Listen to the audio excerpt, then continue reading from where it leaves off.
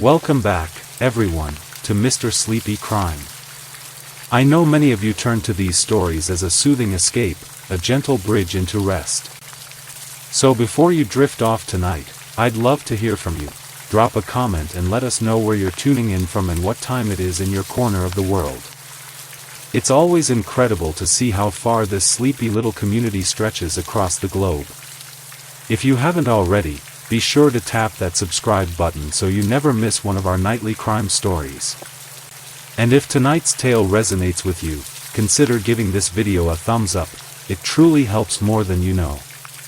Now, let the soft rhythm of rain set the mood as we open the pages of a haunting tale, one that begins quietly, like the first drops on a window pane, then spirals into a series of chilling events etched into the annals of true crime.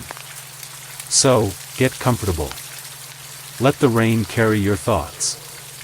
And let's drift gently into the mystery. Story 1. Florida man accused of fatally shooting his wife, a mother of 4, after she filed for divorce. Tucked away in a quiet Florida suburb, where palm trees sway in the breeze and neighbors exchange friendly waves across manicured lawns, stood a modest family home that, at first glance, seemed entirely unremarkable.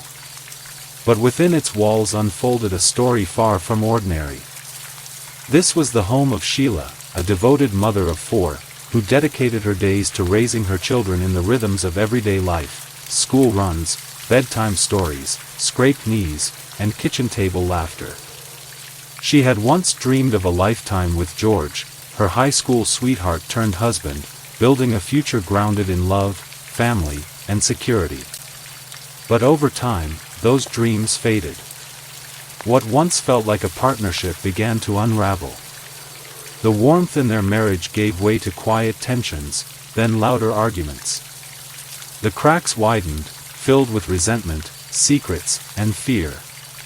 And where once there had been love, there now lingered something far darker. When Sheila finally found the strength to file for divorce, she hoped it would mark a new beginning. Instead, it became the beginning of a tragedy no one could have foreseen.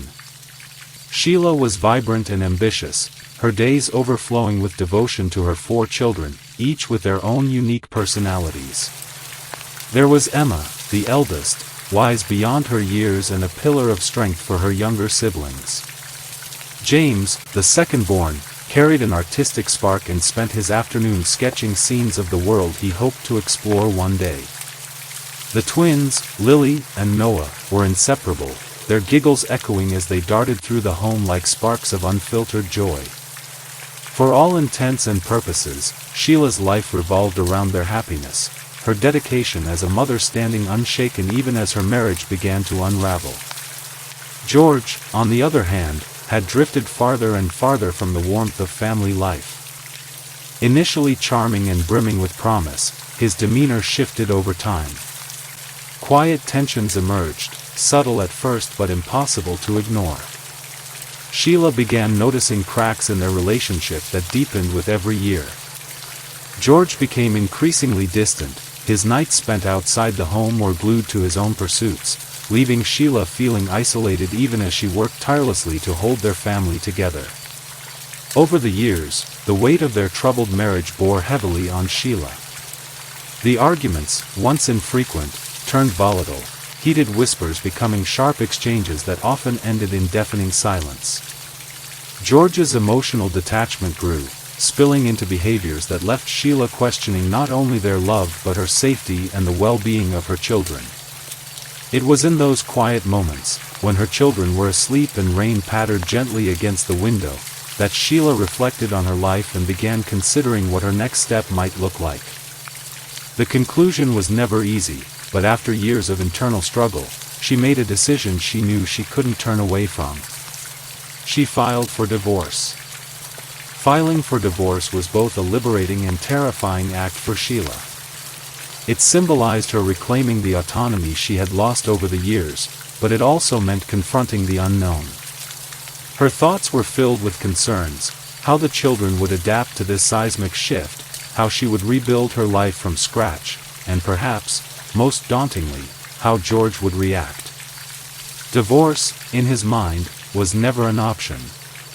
When he learned of her intentions, the calm that Sheila had tried so hard to preserve within their family home was shattered. Their once ordinary home, filled with playful laughter and routines, now bore a palpable tension. Even as Sheila tried to keep her children shielded from the reality of their fractured marriage, she couldn't escape the ominous energy that seemed to linger, quiet threats hidden in offhand comments, icy stares replacing the warmth of old gazes. Each day became an exercise in endurance. But Sheila, ever the protector, vowed to move forward despite it all. In moments where George wasn't around, Sheila would sit down with her children, guiding them gently through the changes they faced. She reassured them of her unwavering love and spoke of brighter days ahead. Emma, wise beyond her years, often comforted her younger siblings, taking on a role far bigger than her age deserved. The strength of their bond as siblings, rooted in the love their mother nurtured, stood as a beacon of hope in an otherwise tumultuous time. Yet, unknown to Sheila, George's anger brewed beneath the surface, a storm quietly building, waiting to unleash its fury. Friends noticed his demeanor darken. Colleagues overheard snippets of unsettling remarks. And Sheila herself sensed the growing unease. But she pressed on, refusing to let fear dictate her decisions. Her resolve to create a safe haven for her children never wavered, even as the cracks in their once cozy life became impossible to ignore. The home that had once sheltered their family now felt like a prison. Sheila moved through its rooms cautiously, her heart heavy with the weight of what she knew could happen. And so, under the rhythmic patter of rain one fateful evening, the story took a devastating turn, one that would forever change the lives of Sheila and her children, leaving a community grappling with incomprehensible loss. The decision to file for divorce was the culmination of years of struggle for Sheila. For her, it wasn't merely about walking away from a marriage, it was about reclaiming control over her life and ensuring a safe environment for her children. Yet, this bold step came with an avalanche of consequences. When Sheila informed George of her decision, his initial reaction was shock, followed closely by denial. Divorce was an affront to George's pride, a public acknowledgement of failure that he couldn't reconcile. For him, the idea of their marriage ending was not just a blow to his image but a loss of control over a woman he believed would never defy him. Sheila, however, was resolute. Her days were consumed with navigating the logistics of divorce, consulting lawyers, completing paperwork, and preparing for the daunting process of separating their intertwined lives. For her children, she strived to create a sense of normalcy amidst the growing tension within their home. Emma, ever observant, noticed her mother's quiet determination. The eldest daughter tried her best to comfort her younger siblings, assuring them that everything would be okay, even as the atmosphere around them shifted. James threw himself into his drawings, escaping to his sketchpad whenever the arguments between his parents grew heated. Meanwhile, the twins, Lily and Noah, relied on each other, their bond offering a small refuge from the uncertainty they couldn't fully grasp. Though Sheila attempted to shield her children from the worst of the conflict, George's behavior became increasingly erratic. His anger was palpable, even in moments when he wasn't outright shouting. It was in the way his voice tightened when he spoke to Sheila, the sharp glances he threw her way, the sudden outbursts over minor inconveniences. While he never explicitly threatened her, there was an underlying menace in his actions, a lingering tension that refused to dissipate. In the weeks following Sheila's announcement, there were several troubling incidents. One evening, George refused to leave the house after a particularly heated argument, pacing the living room as rain poured outside, his movements jerky and restless. Sheila remained in her room, comforting the twins as the sound of his footsteps echoed through the house. Another time, George's anger spilled over during a phone call with his lawyer. His voice rose, his words venomous, as he vented his frustration about the divorce proceedings. Though he hung up before Sheila could hear more, the intensity of his tone left her shaken. Still, she pressed on, her resolve unwavering. Sheila's family and friends began to notice the strain she was under. Her sister, Margaret, offered to take the children for a weekend, giving Sheila time to regroup and reflect. During their time away, Sheila confided in Margaret, sharing her fears about George's unpredictable behavior. Margaret urged her to consider taking additional precautions, even suggesting she stay elsewhere temporarily. But Sheila, ever the optimist, hoped that George's anger would subside and that they could navigate the divorce with civility, for the children's sake. Unfortunately, George's emotional state continued to deteriorate. His frustration and feelings of betrayal began to consume him. Friends described him as uncharacteristically withdrawn, his moods swinging between brooding silence and bitter complaints. At work, colleagues noticed his temper flare more frequently, his patience wearing thin. In one particularly unsettling incident, George confided to a coworker, mumbling cryptic remarks about losing everything he had worked for. Though the coworker brushed it off as venting, the words would later haunt them. Despite these warning signs, there were moments when George seemed to regain his composure, giving Sheila a faint glimmer of hope that they might find common ground. He occasionally made promises to cooperate with the divorce proceedings, presenting himself as calm and collected during meetings with lawyers. But these moments of calm were fleeting. It became evident that George's outward composure was a thin veneer masking his inner turmoil. As the weeks turned into months, Sheila found herself walking on eggshells in her own home. Every interaction with George felt like navigating a minefield, his mood unpredictable and his presence heavy. She took extra precautions, ensuring she wasn't alone with him whenever possible and keeping a close eye on her children. Though she was careful not to alarm them, Emma sensed her mother's unease and quietly stepped into the role of protector, keeping her siblings occupied whenever tensions arose. It was during this turbulent period that Sheila began noticing patterns in George's behavior. He was often awake late at night, sitting alone in the living room or pacing the yard as the rain fell, a man consumed by thoughts he dared not voice. His demeanor grew increasingly erratic, his moments of silence as unsettling as his bursts of anger. While Sheila hoped that their divorce proceedings would bring some form of closure, George's refusal to accept the end of their marriage left her feeling trapped. All this set the stage for what would become a devastating turn of events, one that Sheila could neither foresee nor prevent despite her careful efforts. The home that had once been a haven now felt suffocating, its walls holding secrets of despair, regret, and fury. And as rain continued to fall outside, its gentle rhythm starkly contrasting the storm brewing within, the family's fate hung in a fragile balance. The day began quietly, shrouded in the calm that comes before a storm. It was late evening, and the rain had been falling steadily since the afternoon, its rhythm a soothing presence against the backdrop of an otherwise somber household. Inside the house, Sheila prepared dinner for her children, her focus shifting between the tasks at hand and the concerns that weighed heavily on her heart. George had been distant all day, his movements slow and deliberate, as though burdened by something invisible but heavy. As the hours slipped by, the children retreated to their bedrooms, leaving Sheila alone in the kitchen.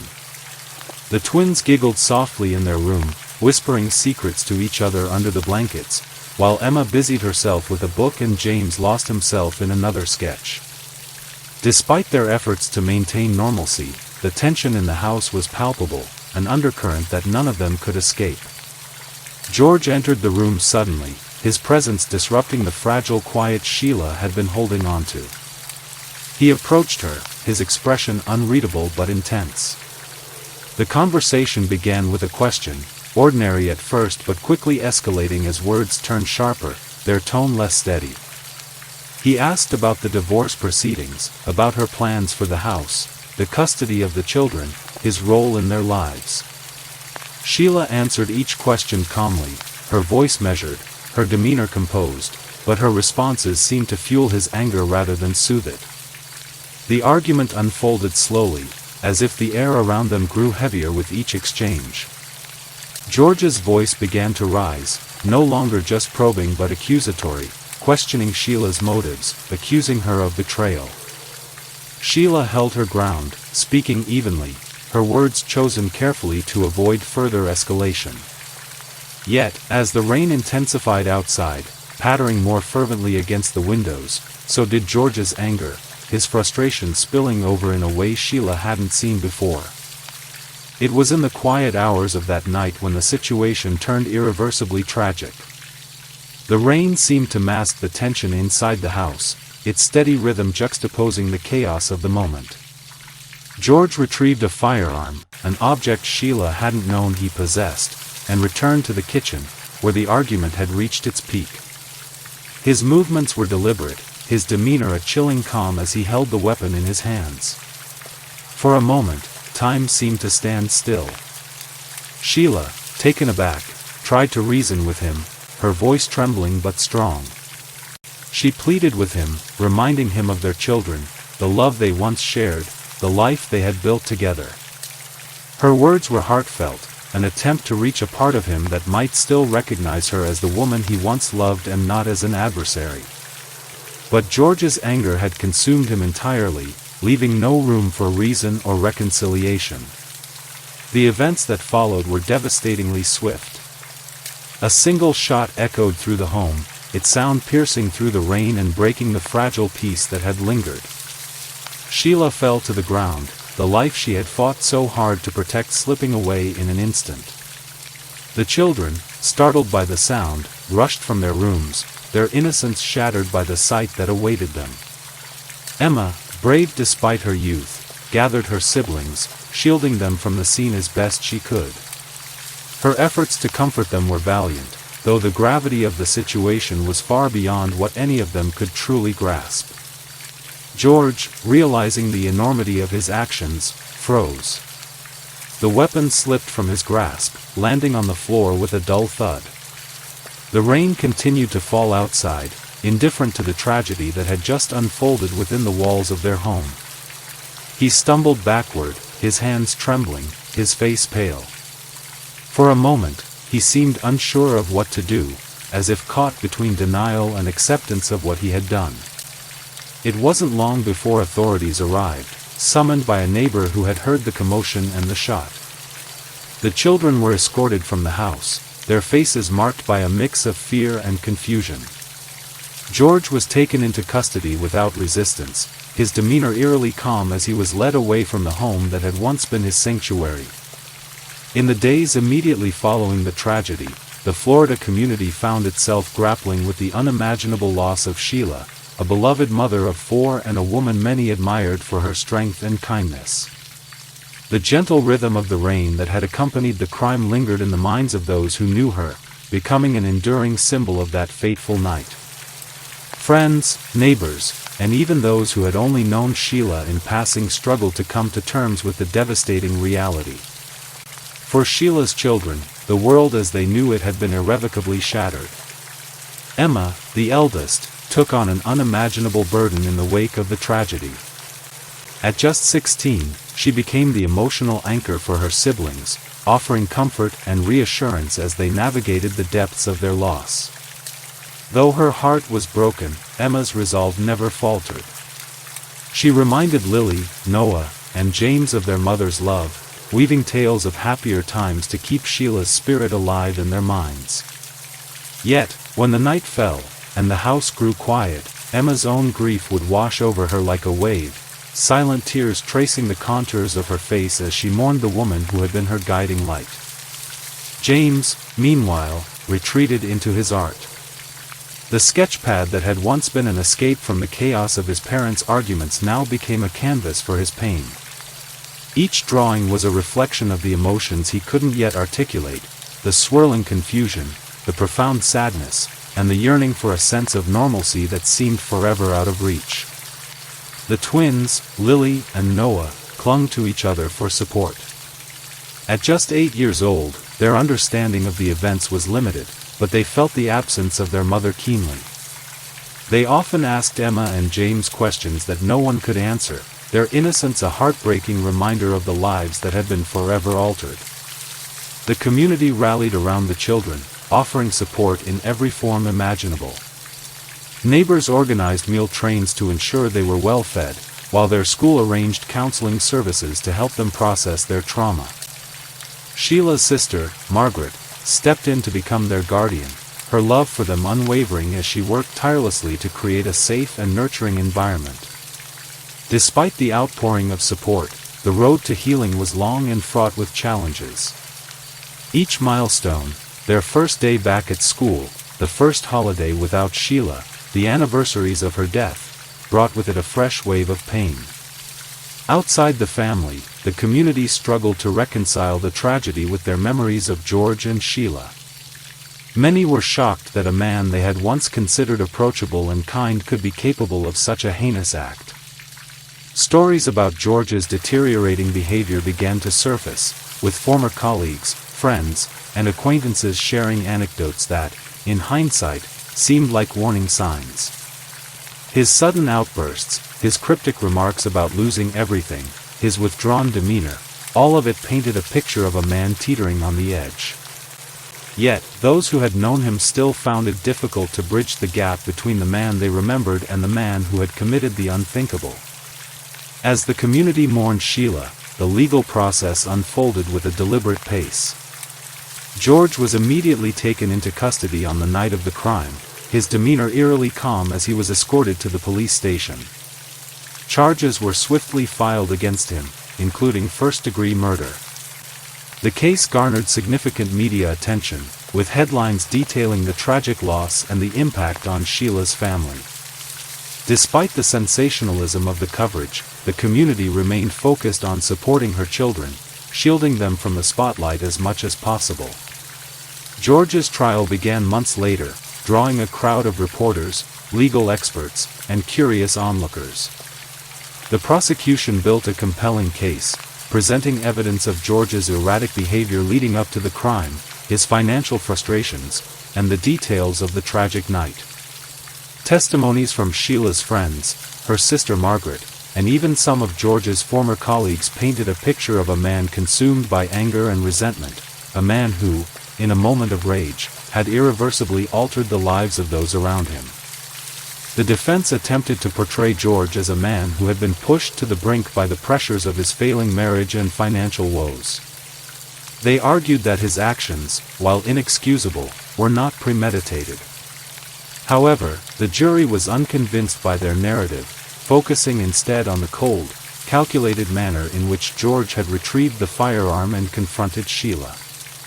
After weeks of testimony and deliberation, George was found guilty and sentenced to life in prison without the possibility of parole. For Sheila's children, the verdict brought a sense of closure but not necessarily peace.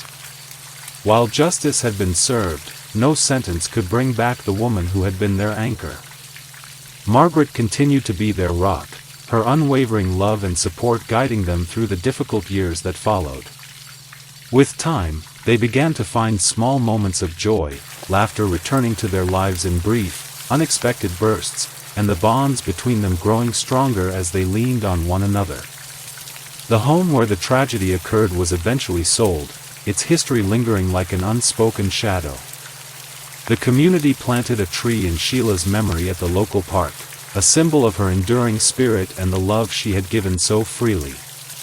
Her children often visited the spot, finding solace beneath its branches as they remembered the woman who had taught them strength and resilience even in the face of unimaginable pain.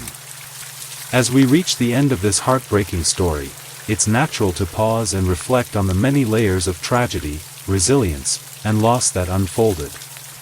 Sheila's life was marked by her immense strength, her boundless love for her children, and her determination to break free from an environment that no longer felt safe or loving. Yet, her journey was cut short in a way that leaves us questioning how such moments of unimaginable violence come to pass. The ripples of this tragedy extend far beyond the walls of the home where it occurred. Sheila's children, her sister Margaret, and the wider community must now navigate the aftermath of an act that shattered not only their lives but also their sense of safety and trust. For her children, the path forward is long and uncertain, filled with both memories of their mother's warmth and the shadow of the event that took her from them. They carry her legacy in their hearts, a legacy of kindness, courage, and unwavering love, even in the face of hardship. What lessons can we take from Sheila's story? Could intervention have made a difference? These are questions that linger in the minds of those who hear her story. While it's impossible to change the past, reflecting on this tragedy may serve as a reminder of the importance of support systems, early intervention in times of crisis, and the courage to reach out for help when it's needed most. Friends, family, and even casual observers often notice subtle signs of distress in others, signs that, if addressed, may help prevent moments of irreversible harm. Sheila's case also highlights the complexities of domestic relationships and the challenges that come with breaking free from cycles of conflict and control. Her decision to file for divorce was one of immense bravery, yet it also underscored the vulnerability of individuals who take steps to reclaim their lives in the face of resistance. How do we, as a society, provide better protection and support for those navigating such perilous situations? Are there systemic changes that could create safer paths for individuals like Sheila, who seek to start anew? Unanswered questions remain, casting a veil of mystery over the events that led to that fateful night. What exactly was going through George's mind in the moments leading up to the crime? Were there moments when intervention or support could have altered his course? While his actions were inexcusable, understanding the factors that contributed to his breakdown may offer insights into preventing similar tragedies in the future. Was George's anger fueled solely by the dissolution of his marriage, or were there deeper, unaddressed issues at play? For Sheila's children, the reflections are more personal and profound. How will they honor their mother's memory while grappling with the knowledge of her loss? How will they find healing and hope as they grow, knowing that their lives have been indelibly shaped by this moment? Their journey is a testament to the resilience of the human spirit, a reminder that even in the face of great sorrow, there is the potential for growth, unity, and eventual peace. As the rain continues to fall softly outside, its rhythm steady and soothing, let us take a moment to honor Sheila's life. She was a mother, a sister, a friend, and a beacon of strength for those around her. Her story, though filled with sorrow, is also a call to cherish the bonds we hold dear, to support those in need, and to work toward a world where such tragedies become less frequent. Let her legacy inspire us to be more attentive, more compassionate, and more courageous in our own lives. And so, as we close this story, we are left not just with sorrow, but with reflection and hope. Sheila's story reminds us of the fragility of life and the importance of cherishing every moment, even as we strive to create a better, safer, and more supportive world. Take these thoughts with you as you drift into a peaceful rest, the sound of rain easing the weight of the day, and let Sheila's memory be a gentle guide toward kindness and love. Story 2. This is the story of a man who killed his wife after allegedly sending her disturbing messages, while pretending to be one of her ex-boyfriends. The calm Denver neighborhood was stirring to life on a crisp winter morning. Snow blanketed rooftops in silence, and the hum of distant engines served as a reminder of another day beginning. It seemed like a morning like any other, a quiet suburban landscape untouched by tragedy. But within a modest brick home at the end of the street, police officers stood frozen in an unsettling silence. The lifeless body of Christel Krug lay motionless, surrounded by signs that spoke of violence. Forensic teams photographed the scene, capturing fragments of chaos. The neighbors, watching from afar, whispered theories and exchanged uncertain glances as the news began to ripple through the community. Death wasn't supposed to come like this, not here, not to Christel. Christel Krug was a mother, a scientist, and a dancer, a life shaped by motion and curiosity, now extinguished in the place she called home. Her husband, Daniel Krug, was once seen as a steady and responsible figure, a partner who shared in her everyday routines. Together, they painted the image of a family navigating the usual rhythms of love and parenthood. But appearances can be deceiving. The police unraveled layers of complexity that Christelle had endured in her final months. Messages flooded her phone, sent by someone claiming to be a figure from her past, a former lover who seemed determined to haunt her. They were explicit, unnerving, and unrelenting. She told friends she felt watched. Surveillance cameras around her home were intended to offer protection, but on the night she was found, those cameras mysteriously went dark. Investigators soon faced a disquieting question. Could these malicious messages have been part of something far more calculated, a plan designed not just to instill fear but to cause harm? A plan whose architect was someone much closer than anyone dared to imagine. Daniel Krug, now sitting in a holding cell, remained central to this unsettling puzzle. Accused of creating a phantom from the past to manipulate and terrorize Christelle, his trial will determine whether he was the mastermind of her death, or if the real truth lies elsewhere. The question still lingers as the trial unfolds: if the layers of deception were indeed his, how does someone go from sharing a life with another to orchestrating their destruction? Christelle Krug was a woman of intellect and creativity, a rare combination of scientific rigor and artistic expression. She built a career in biochemical engineering, tackling complex challenges with the precision of her brilliant mind. Her colleagues admired her dedication, describing her as someone who approached every problem with unyielding determination. Whether working in a laboratory or presenting at conferences, Christelle's passion for science was unmistakable. Yet her professional life was only part of who she was. Outside the lab, Christelle found solace in movement, modern dance. Her friends often spoke of the grace she brought to every performance, each step reflecting her deep connection to the art. Dance was her escape, a world where she could leave behind the pressures of work and embrace a different kind of freedom.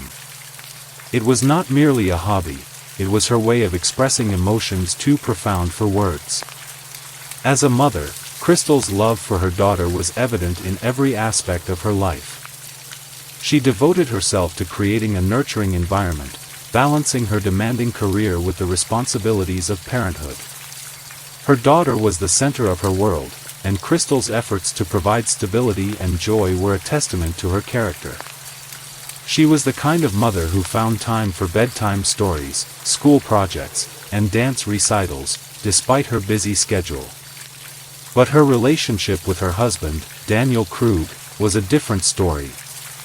What started as a partnership filled with shared goals and dreams had, over time, become strained and fractured. Friends and family noticed the tension that grew between them, subtle at first but increasingly hard to ignore. The couple had begun discussing divorce, a decision that carried the heavy weight of custody battles and unresolved conflicts.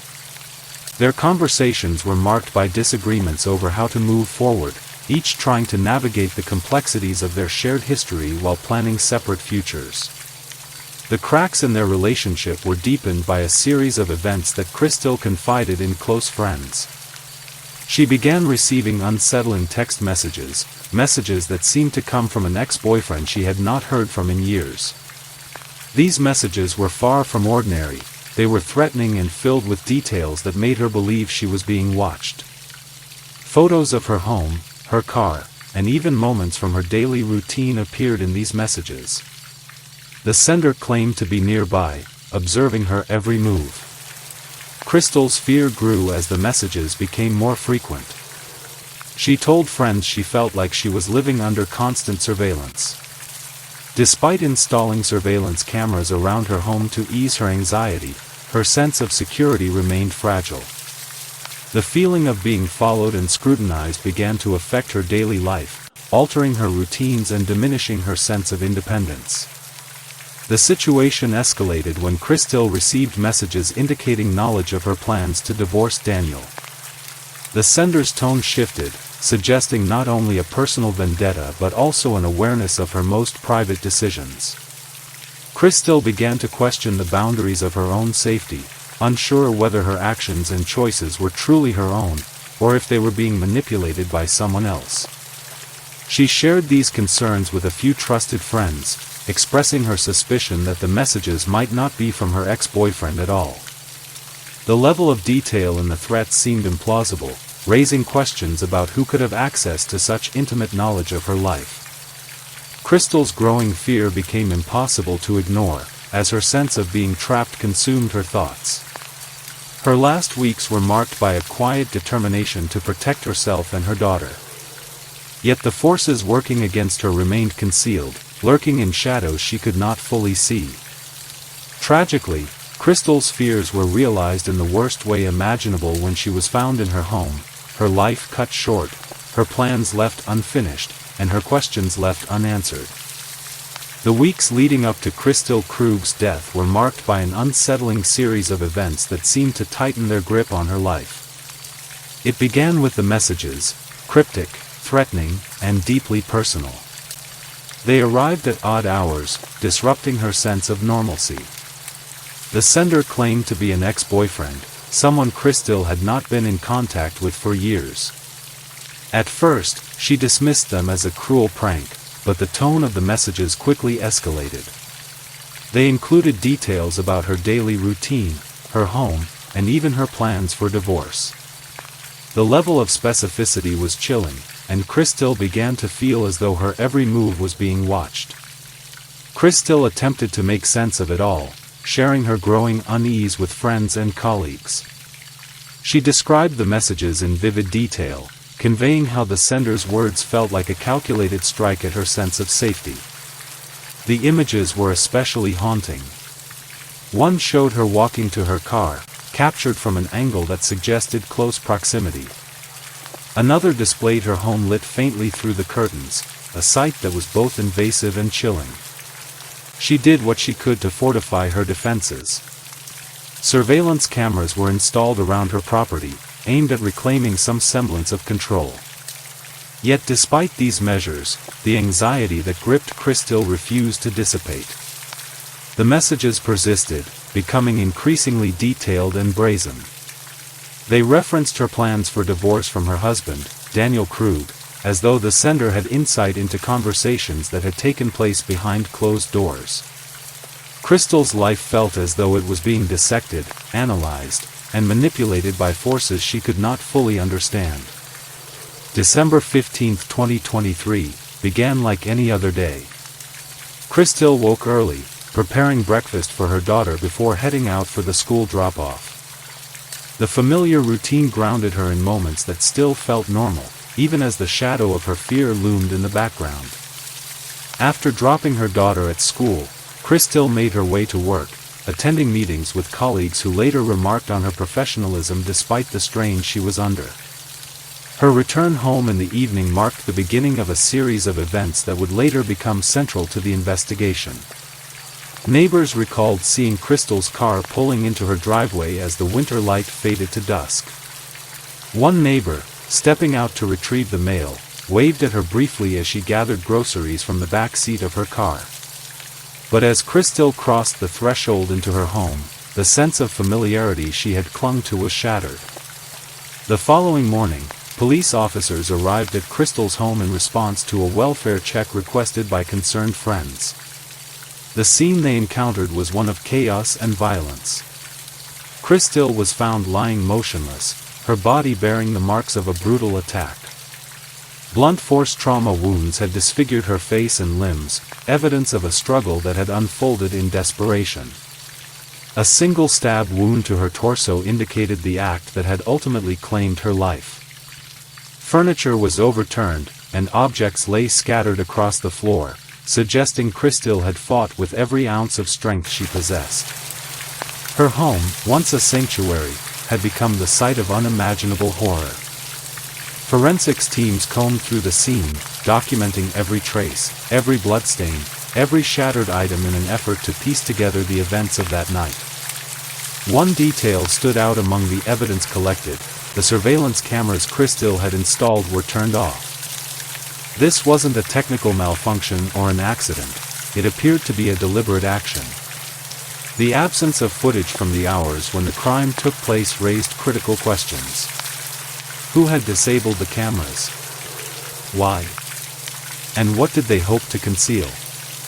The investigation into Crystal Krug's murder began with a team of experienced detectives determined to unravel the web of mystery surrounding her death. The lead investigator, Detective Laura Shepard, was known for her meticulous approach to cases involving intimate violence. Shepard and her team dove headfirst into the evidence, combing through Crystal's phone, messages, and digital records in search of answers. Their immediate focus was the series of threatening texts Crystal had received, messages that painted a portrait of relentless stalking and psychological torment. The texts initially pointed investigators toward an ex-boyfriend, a man Crystal had dated years before her marriage to Daniel. The sender claimed to be this individual, wielding personal details to amplify Crystal's fear.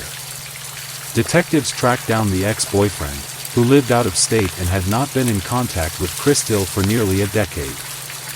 His alibi was solid. He had been attending a work conference in another city on the night of Crystal's murder, with multiple witnesses and time-stamped records to corroborate his whereabouts. While the ex-boyfriend was quickly ruled out as a suspect, the investigation took an unexpected turn when detectives traced the IP address linked to the messages. The trail led them to a location connected not to the ex-boyfriend, but to Daniel Krug's workplace.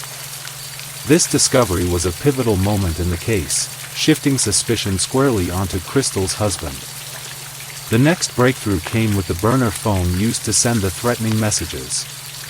Investigators found that the phone had been purchased at a local electronics store, using a gift card bought at a supermarket nearby. Surveillance footage from the supermarket showed a man who appeared to be Daniel buying the gift card.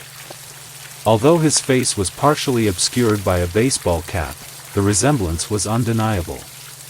Detective Shepard and her team built a timeline connecting Daniel to the phone and the messages. The prosecution would later argue that Daniel had created the fictitious identity of Crystal's ex-boyfriend as a way to manipulate and terrorize her, all while planning her murder. The burner phone, they claimed, was a key piece of evidence linking him to the scheme.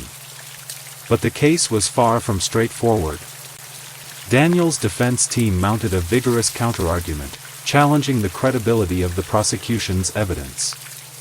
They pointed out the lack of physical evidence tying Daniel directly to the crime scene. No fingerprints, no DNA, and no blood traces were found that could definitively place him in the house at the time of the murder. The defense also criticized the police investigation, alleging that officers had focused too narrowly on Daniel as a suspect while neglecting other potential leads. They argued that the IP address could have been spoofed or hacked, and that the surveillance footage was too inconclusive to definitively identify Daniel as the man purchasing the gift card. Twists emerged during the trial that kept both the courtroom and the public riveted. One such twist was a claim by the defense that the surveillance cameras in Crystal's home could have been disabled remotely, potentially by someone other than Daniel. This raised questions about whether another individual could have gained access to the system and carried out the crime. Despite these claims, the prosecution pointed to Daniel's behavior in the days following Crystal's death as evidence of his guilt. Friends and neighbors described him as strangely detached, offering little concern about the investigation or his wife's brutal murder. Prosecutors argued that this was consistent with the calculated nature of the crime, a deliberate act planned to create the illusion of an external threat while shielding Daniel from suspicion. The investigation culminated in Daniel Krug being charged with first-degree murder, stalking, and criminal impersonation. While the evidence against him was largely circumstantial, it painted a compelling narrative of a man willing to go to extraordinary lengths to harm his wife. Detective Shepard remained steadfast in her belief that Daniel was responsible for Crystal's death. "It's about connecting the dots," she stated in a press briefing. "The messages, the phone, the cameras, when you put it all together, it tells a story we can't ignore." The trial promised to be a battle of interpretations, prosecutors working to tie Daniel to the crime through indirect evidence, and the defense sowing doubt about the reliability of the investigation. The stakes were enormous, with Crystal's loved ones waiting anxiously for justice to be served.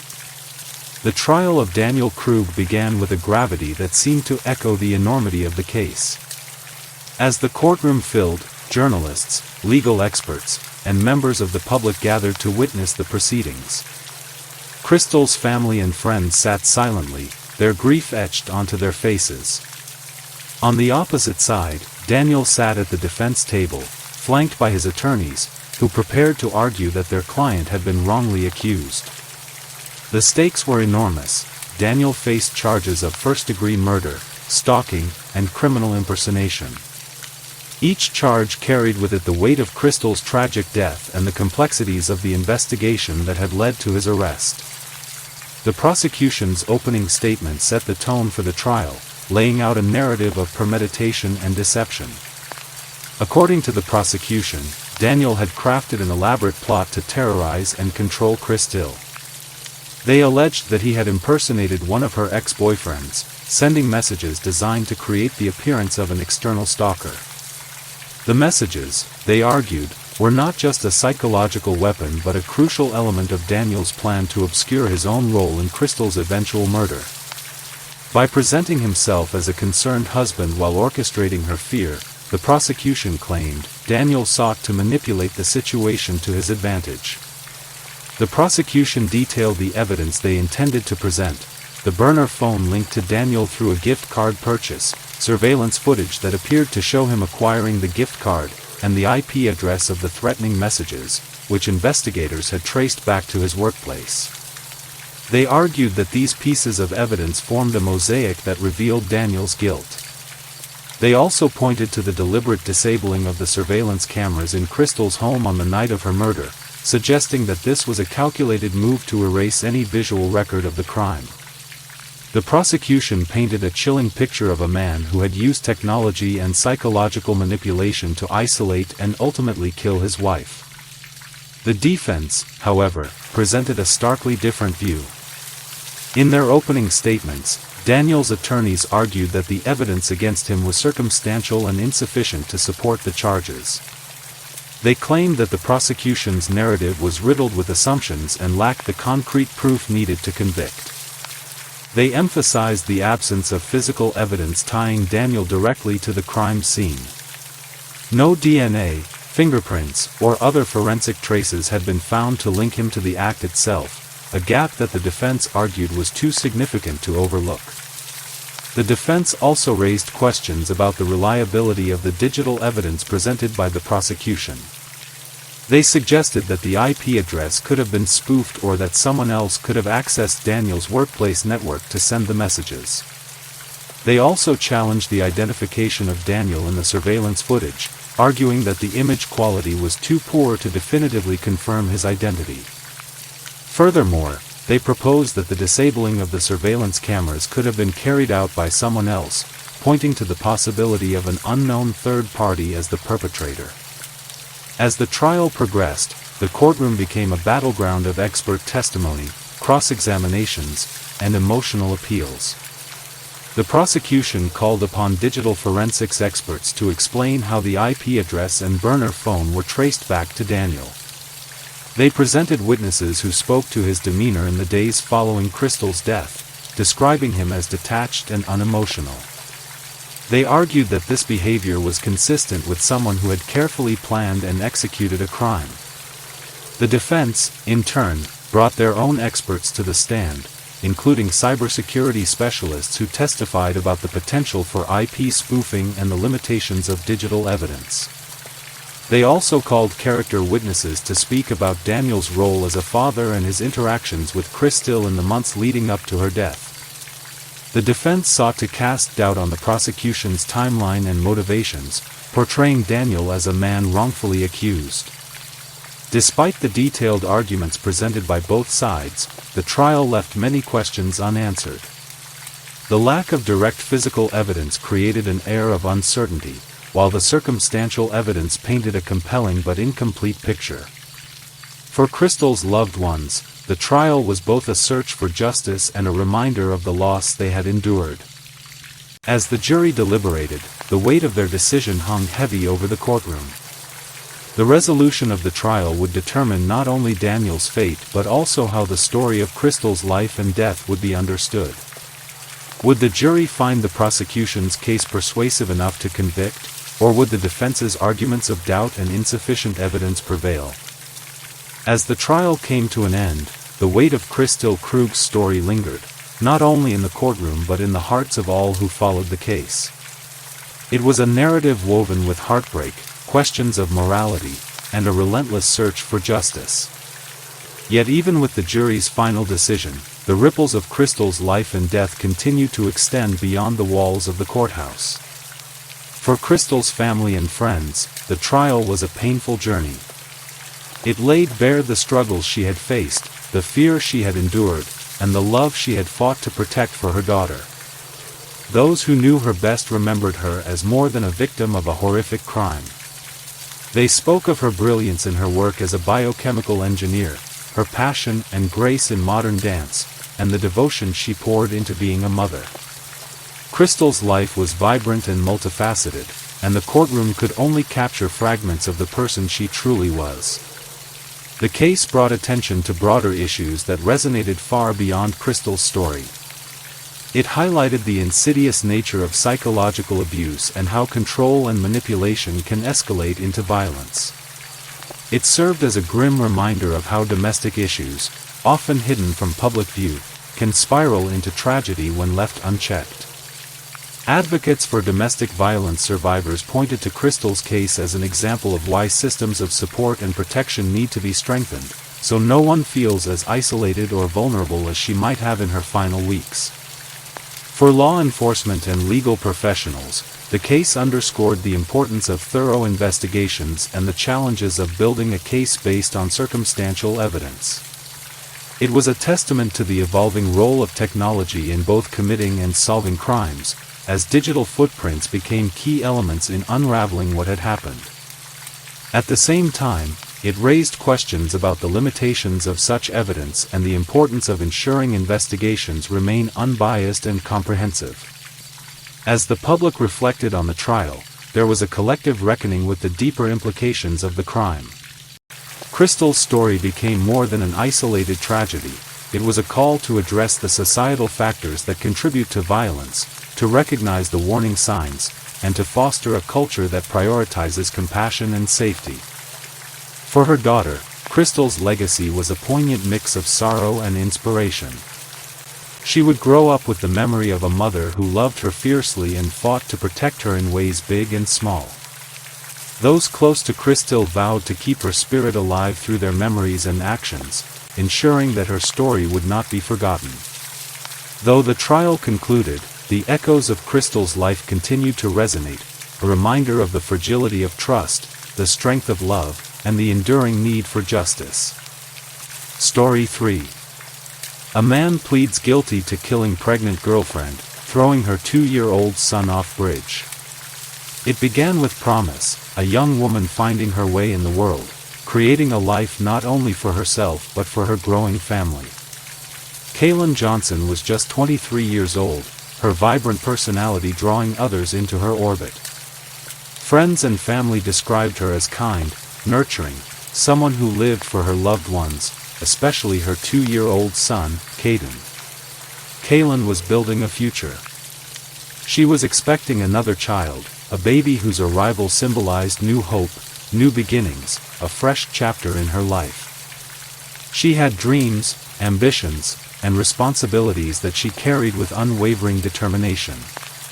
At her side was Brennan Murphy, her boyfriend. He was someone she trusted, someone she saw as part of this future.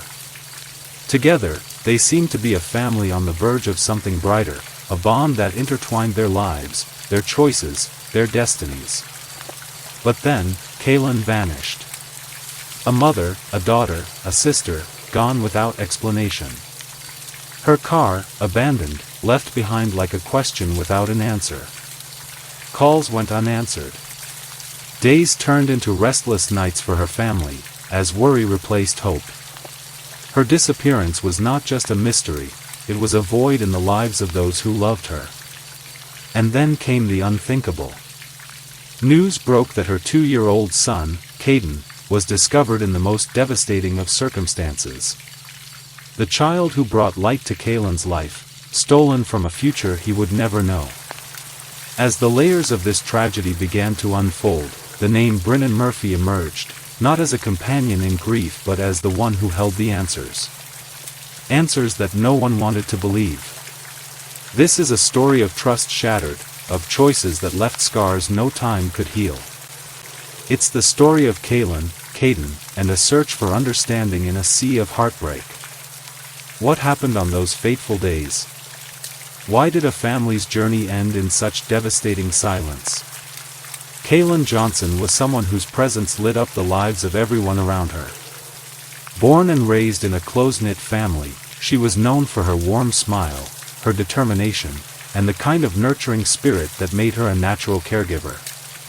Her family recalls her as the one who would always put others first, a protective sister, a devoted daughter, and above all, a loving mother. At just 23 years old, Kaylin had already faced challenges that shaped her into the resilient woman she was. She had dreams, aspirations that extended beyond her immediate surroundings, and she worked tirelessly to provide a stable, loving environment for her son, Caden.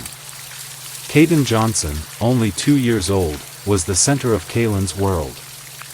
Described by family as a joyful, curious child, Caden had a bond with his mother that was evident to anyone who saw them together. She adored him, and he adored her, a love that was pure and unbreakable. Caden brought laughter into their lives with his playful antics, his giggles filling their home with a warmth that Kaylin treasured. Life for Kaylin seemed to be heading in a promising direction. She was pregnant again, expecting another child, a sibling for Caden and a new addition to the family she was building. For Kaylin, this pregnancy was more than a milestone, it was a symbol of hope, a testament to her belief in brighter days ahead. At the center of this growing family was Brennan Murphy, Kaylin's boyfriend and the father of her unborn child. Their relationship was relatively new, but it carried with it the promise of partnership and shared responsibilities. From the outside, their bond seemed to offer stability, a companion for Kaylin in the journey of parenthood. But every relationship has layers unseen, complexities that don't always reveal themselves to the world. Friends and family of Kaylin noted that while she cared deeply for Brennan, their relationship had its share of challenges. There were moments of tension, disagreements that hinted at underlying struggles. Some of Kaylin's loved ones would later recount concerns about the dynamic between her and Brennan, subtle signs that things were not always as harmonious as they appeared. But Kaylin, ever the optimist, focused on making things work.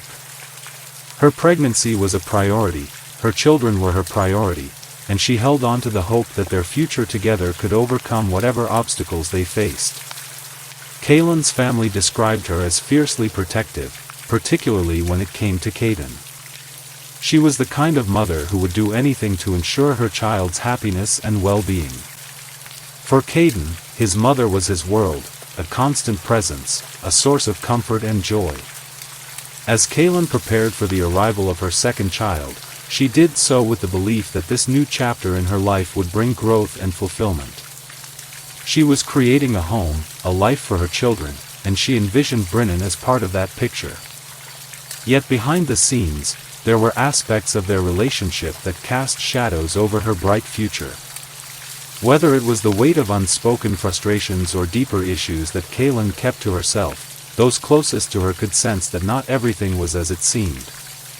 Kaylin's determination to build a loving family stood in contrast to the reality that would soon unravel, a reality that no one could have predicted, and one that would forever change the lives of those who knew her. Kaylin, Caden, and the unborn child she carried were symbols of hope, love, and resilience. Together, they embodied the promise of new beginnings, the joy of familial bonds, and the unwavering strength of a mother's love. But as we look deeper into their story, we begin to see how trust, expectations, and human choices can sometimes collide in ways that lead to unimaginable consequences. On what seemed like an ordinary day, Kaylin Johnson's life took a turn that no one could have foreseen. It began with an argument, one that would escalate into an irreversible tragedy. The setting was a parking lot, a place so mundane that it's hard to imagine it as the backdrop for the events that would unfold. Kaylin and Brennan Murphy were there together, their conversation growing heated. Witnesses would later describe raised voices, tension that seemed to hang in the air. The exact details of their argument remain unclear, but what is known is that it ended with a single, devastating act. Brennan, in a moment of unimaginable violence, pulled out a firearm and shot Kaylin. The young woman, who was not only a mother but also carrying their unborn child, was killed instantly. The parking lot, once a place of routine, became a crime scene, a silent witness to the end of a life filled with promise. But Brennan's actions didn't stop there. In the hours that followed, he made a series of calculated decisions to cover up what he had done. He transported Kaylin's body to a wooded area, a place he believed would conceal his crime. There, he left her, hidden among the trees, as if trying to erase her existence. As the hours turned into days, Kaylin's family grew increasingly worried. She wasn't answering her phone, and her absence was uncharacteristic. They reported her missing, their concern growing with each passing moment. Meanwhile, Brennan was grappling with the reality of what he had done. But instead of coming forward, he made another horrifying choice, one that would shock even the most seasoned investigators. Caden, Kaylin's 2-year-old son, was still in Brennan's care. The child, innocent and unaware of the tragedy that had befallen his mother, became the next victim. Brennan drove to a bridge, a structure that loomed over the water below. In an act of cold calculation, he threw Caden off the bridge, ending the life of a boy who had barely begun to live. When Kaylin Johnson's family reported her missing, it was not treated as a routine case. They knew Kaylin, knew her habits, and knew that her disappearance was out of character. For Kaylin, her children came first. Missing a call from her family, especially with a young son and another child on the way, was something she simply wouldn't do. The family's concern turned to alarm as hours stretched into days. Calls and messages went unanswered, and Kaylin's absence was felt like a weight pressing down on the hearts of those who loved her. Her mother, her siblings, her closest friends, they all rallied together, contacting the authorities, spreading the word, and holding on to hope that she would walk through the door at any moment. Investigators began their work by piecing together the last known movements of Kaylin. It started with interviews, family, friends, neighbors, all trying to pinpoint where she had been and who she might have been with. One name that quickly surfaced was Brennan Murphy. As her boyfriend and the father of her unborn child, Brennan was someone who had been a central figure in her life in recent months. Attention turned to Brennan, and questions began to mount. Where had he been when Kaylin disappeared? What did he know about her whereabouts? His initial answers did little to ease the growing suspicions. As the investigation unfolded, law enforcement made a critical discovery: Kaylin's car. Abandoned and empty, the vehicle was found with no sign of its owner. It was more than just a clue, it was a silent signal that something was terribly wrong. The car became a focal point, with forensic teams combing through it for any trace of evidence that could lead them to Kaylin. Meanwhile, the search for Kaylin intensified. Volunteers joined law enforcement in scouring the area, walking through woods, combing fields, and canvassing neighborhoods. Posters went up, social media lit up with calls for information, and the community came together in a collective effort to bring her home. But as days turned into a week, hope began to mix with a growing sense of dread. Then, the case took a harrowing turn. The body of Caden, Kaylin's 2-year-old son, was discovered. His tiny life had been stolen, and with this discovery, the investigation reached a critical juncture. Caden's death was not only heartbreaking but also a turning point in the search for answers. It became evident that this was no ordinary missing persons case. The stakes were higher, the tragedy deeper, and the need for answers more urgent than ever. With mounting pressure, Brennan Murphy came under closer scrutiny. Investigators questioned him repeatedly, their instincts telling them that he knew more than he was letting on. And then, in a moment that would bring both clarity and devastation, Brennan confessed. He admitted to shooting Kaylin in the parking lot, to hiding her body in the woods, and to throwing Kayden off a bridge. His confession was chilling, not only for the acts he described but for the cold detail with which he recounted them. But a confession alone wasn't enough. Investigators needed to corroborate Brennan's account, to ensure that justice could be served. They returned to the woods, guided by his statements, and there they found Kaylin's body, a young woman who had been full of life, now reduced to a tragic statistic. Forensic evidence supported Brennan's story. Ballistics, fingerprints, and other clues all pointed to him as the perpetrator. The bridge where Kayden had been found became another critical site, with investigators piecing together how and when Brennan had carried out his actions. By the time the case was built, the picture was clear: a young mother and her child, betrayed and taken by someone they should have been able to trust. The investigation, while thorough and ultimately successful in uncovering the truth, left scars on everyone involved. For Kaylin's family, the answers came with a heavy cost. They had sought the truth, and now they had it, but it could never bring back the ones they had lost. As Brennan Murphy was taken into custody, the community struggled to process the enormity of what had happened. The case had begun with a simple missing persons report, a glimmer of hope that Kaylin would be found alive. It ended with the loss of 2 lives, and a trail of grief that would linger long after the case was closed. The courtroom was filled with a quiet intensity as Brennan Murphy faced justice for the crimes he had committed. It was the culmination of months of investigation, grief, and questions that had haunted everyone connected to Kaylin Johnson and her young son, Kayden. For Kaylin's family, the proceedings were both a relief and a heartbreak. Seeing Brennan admit guilt brought closure in some ways. It meant there was no prolonged trial, no need to relive the harrowing details of their loved ones' deaths in open court. Yet the plea deal, by its very nature, came with compromises. Brennan Murphy had confessed to 2 counts of manslaughter and 1 count of first-degree feticide. These were serious charges, carrying a potential sentence of up to 95 years in prison. But to Kaylin's family, it could never feel like enough. The judge's words reverberated through the courtroom as the sentence was announced. 95 years.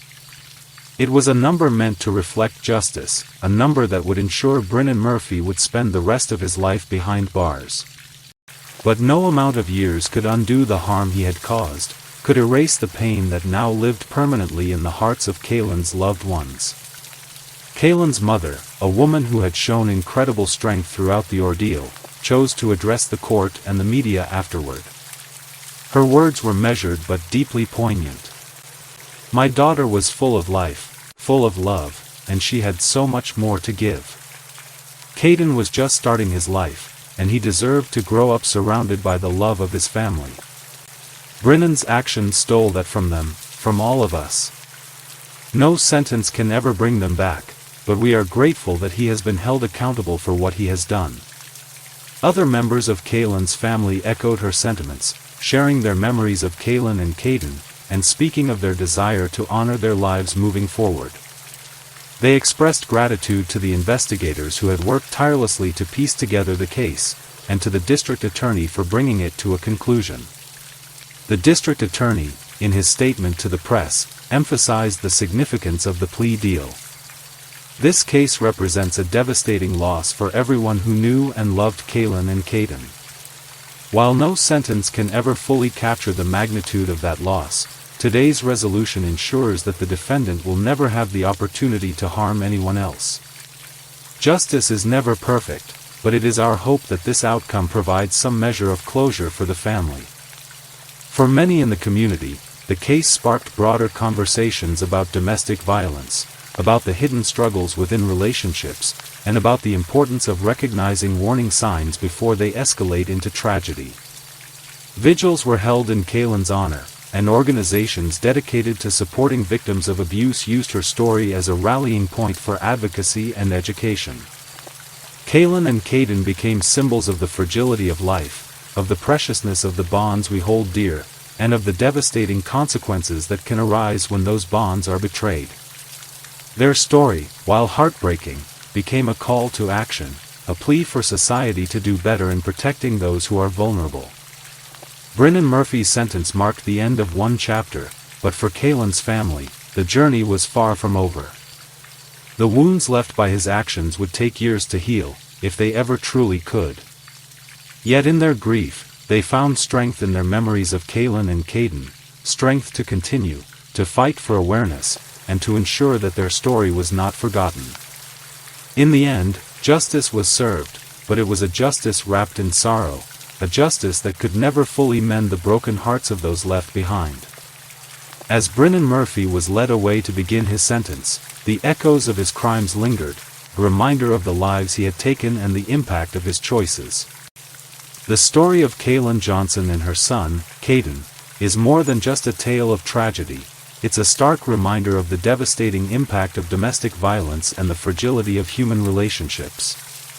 It forces us to confront difficult truths about the dangers that can exist in even the most intimate connections, and the ripple effects of violence that forever change the lives of those left behind. Domestic violence is not confined to physical acts, it's a pattern of control, manipulation, and harm that can leave emotional and psychological scars long before any physical damage is done. It's the silent shadow that lurks in relationships, often unnoticed until it's too late.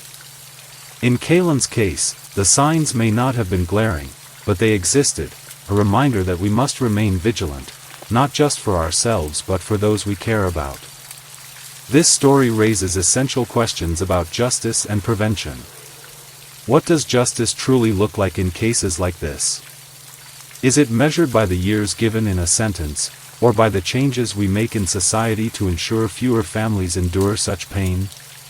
How can we create environments where individuals feel safe to speak out, to seek help, to escape before violence escalates to unthinkable levels? It's not just a question of punishment, it's a question of responsibility. What role do communities, friends, family members, and institutions play in preventing tragedies like this? Are we doing enough to educate ourselves about the signs of abuse, to support victims, to challenge behaviors that perpetuate cycles of violence? Kaylan and Caden deserved more than what they received. Kaylan was a vibrant, loving mother, a woman whose life was filled with aspirations and hope for her growing family. Caden was a joyful, curious child whose laughter brought light to everyone around him. Their lives were not defined by the violence that ended them, they were defined by the love they shared and the possibilities they represented. As we reflect on their story, we must focus on honoring their lives, not just recounting their deaths.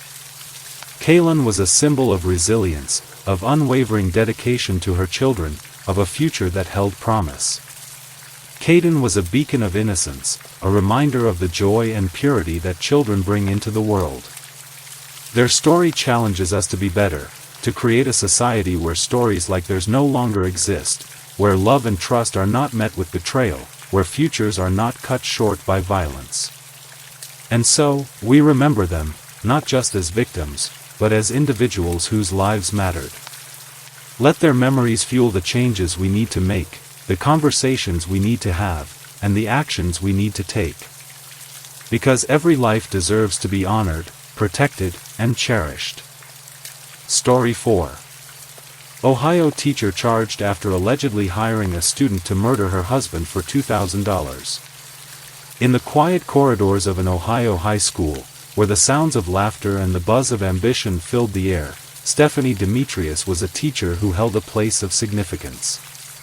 To her students, she was more than just an educator, she was a mentor, a guide who was supposed to embody the values of trust, integrity, and inspiration. Day after day, she stood at the front of the classroom, shaping young minds, preparing them for the world outside, and instilling a belief that their futures were bright. She appeared to be someone her students could look up to, someone their parents could trust. In the eyes of the community, Stephanie played a central role in the lives of her students, and by all appearances, she was devoted to her profession. But beneath this outward image of normalcy lay an unfolding narrative that would shock the very foundations of the community and send ripples far beyond the walls of the school. This was not just a case of personal turmoil or a lapse in judgment. No, this was something altogether different, a story that defied comprehension. Stephanie Demetrius, the teacher who spent her days guiding her students towards success, was now accused of orchestrating something almost inconceivable, a murder-for-hire plot. And what made this crime even more unthinkable was the person she allegedly sought to involve, a student under her guidance. The allegations were as startling as they were grim. Stephanie was accused of offering a student $2,000 to carry out the murder of her estranged husband, Carlington Demetrius. As the details began to surface, the weight of the accusations became impossible to ignore. Authorities alleged that she not only approached the student with the plan but also made a down payment of $250 to set the wheels in motion. She had, according to investigators, provided instructions on how the crime should be carried out, even making dismissive comments about neighbors who might witness it. These were not the actions of someone caught in a fleeting moment of anger or despair. These were steps, allegedly taken with intention and calculation.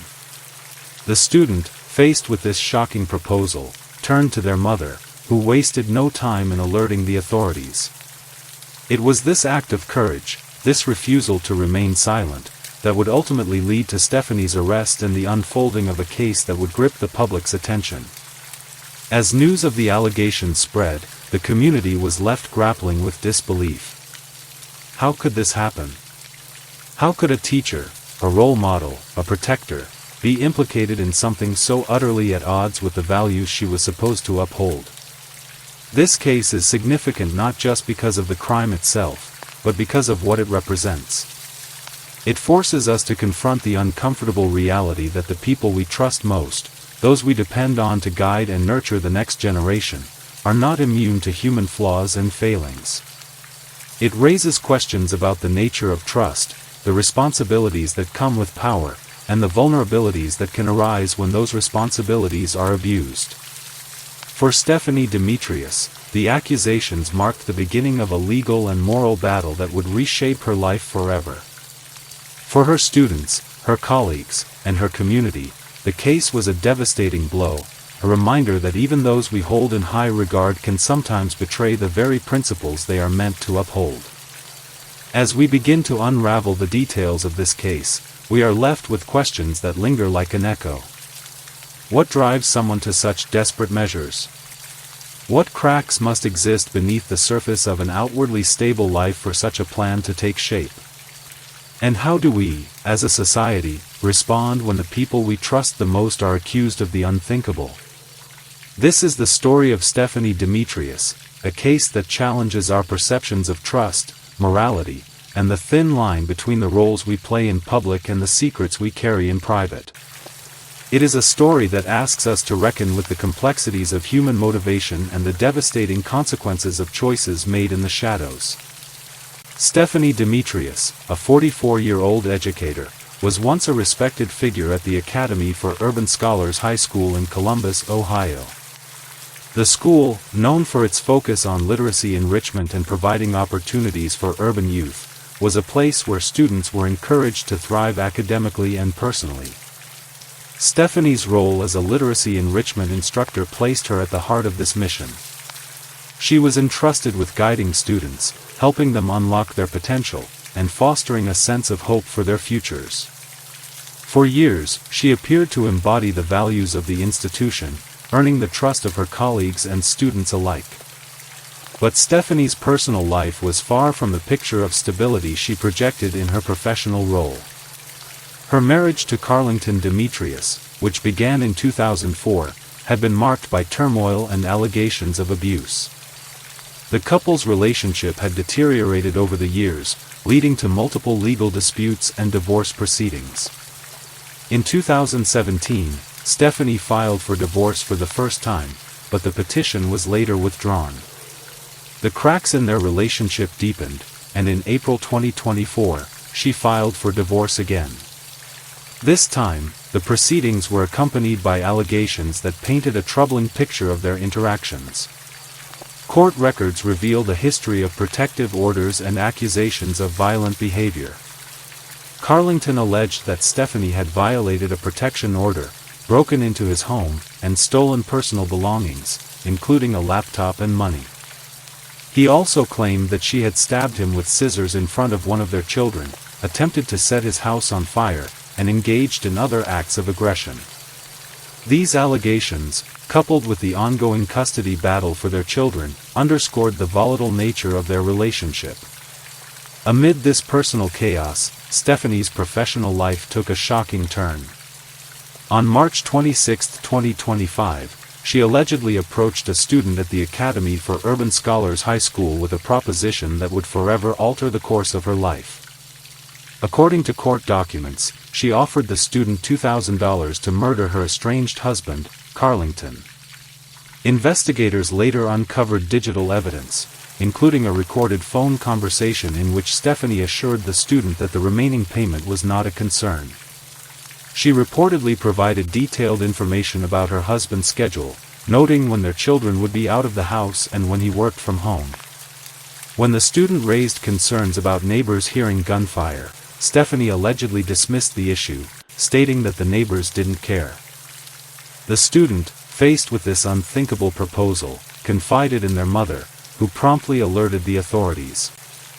This act of courage led to Stephanie's arrest and the unraveling of a case that would leave the community in shock.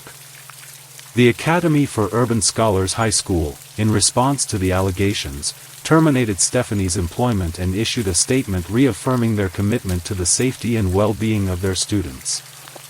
As the investigation unfolded, questions arose about the extent of Stephanie's relationship with the student and the dynamics that led to this alleged plot.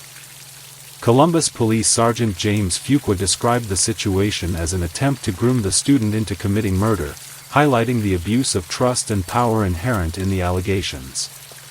The case not only exposed the dark undercurrents of Stephanie's personal life but also raised broader concerns about the responsibilities of educators and the vulnerabilities of the students they are meant to protect.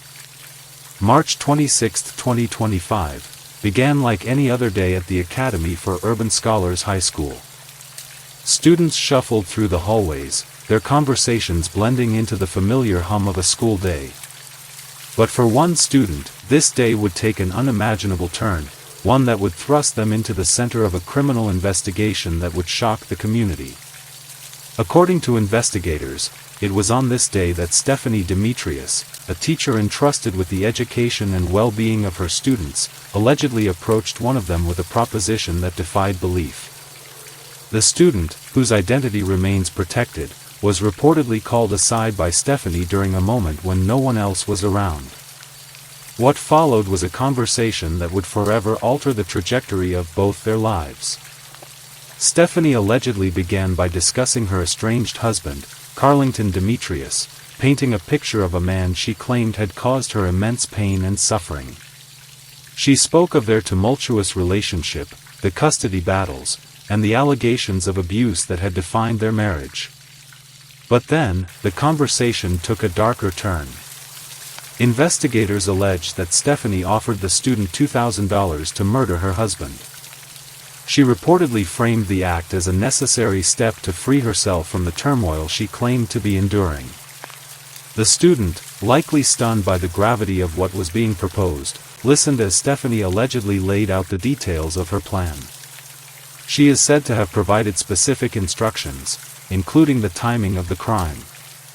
Stephanie reportedly emphasized that the act should be carried out when their children were not at home, ensuring that they would not witness the violence.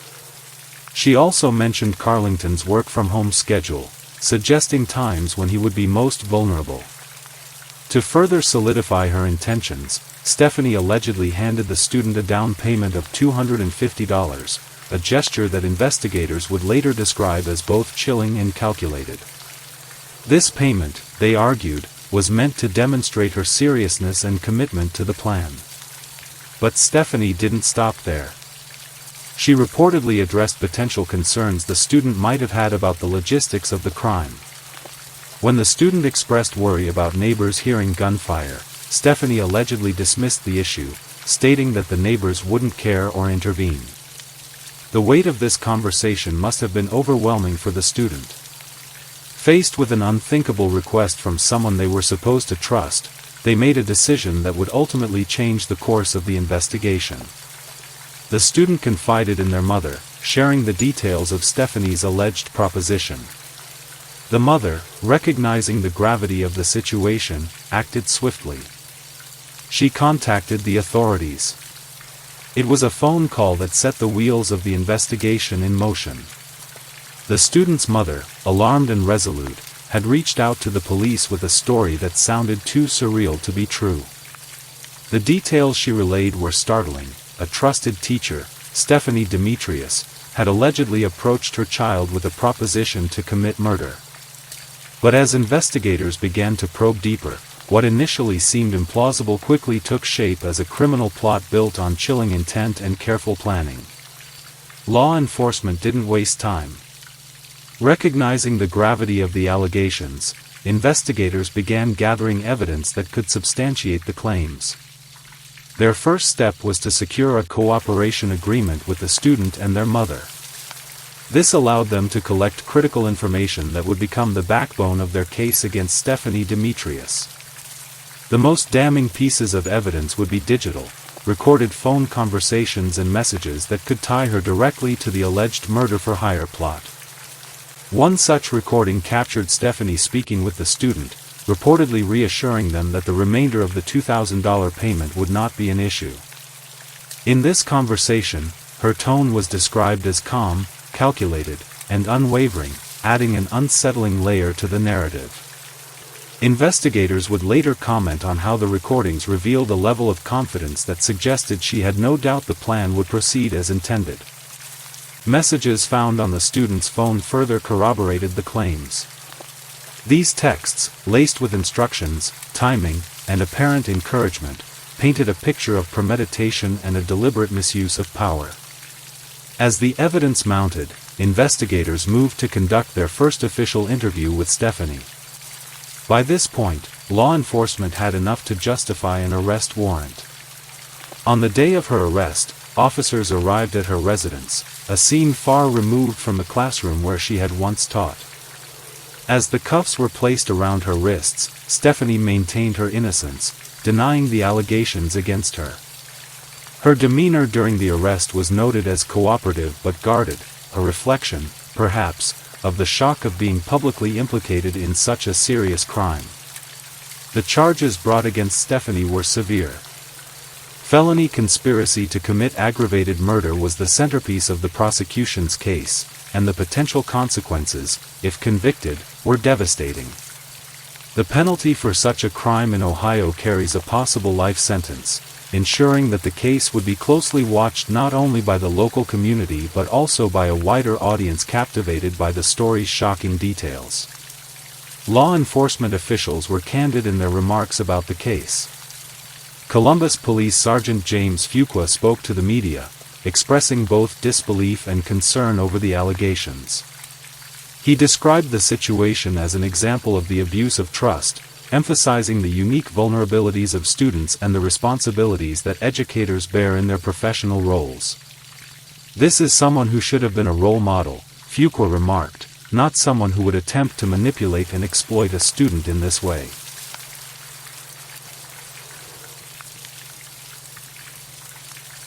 The Academy for Urban Scholars High School, where Stephanie had been employed, also issued a statement in response to the unfolding scandal. The school condemned the alleged actions, reaffirming their commitment to student safety and well-being. "We were shocked and saddened to learn of the allegations against a former member of our staff," the statement read.